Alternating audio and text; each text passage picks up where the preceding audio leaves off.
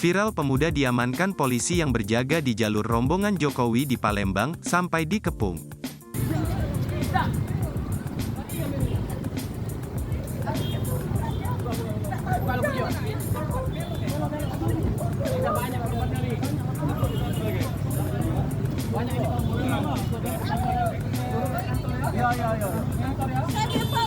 Viral seorang pemuda diamankan polisi yang berjaga di jalur rombongan Jokowi yang berada di Palembang.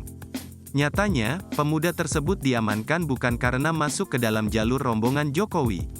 Namun, pemuda tersebut karena mencoba kabur saat terlibat laka lantas, yakni senggolan spion mobil. Diketahui, dua pengendara mobil cekcok mulut dan kejar-kejaran, alhasil membuat petugas yang sedang melakukan pengamanan kedatangan Presiden RI, Jokowi Widodo, langsung mengamankan salah satu pengendara mobil tersebut.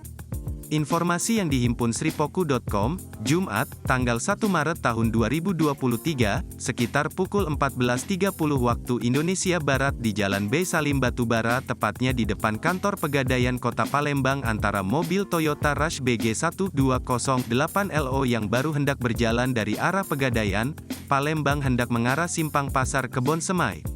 Tak bisa dielakkan lagi, setiba di TKP, kecelakaan lalu lintas terjadi diserempet dari sebelah kanan oleh mobil Honda CR-V BG 1224 Kiki yang datang dari arah Simpang B Salim hendak mengarah Simpang Pasar Kebon Semai, Palembang.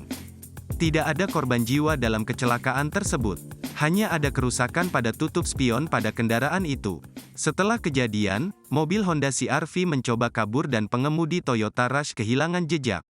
Namun pada saat di simpang Polda kedua kendaraan ini bertemu lagi. Sehingga, pengemudi kendaraan Toyota atas nama Ninis turun dan menggedor mobil Honda CR-V.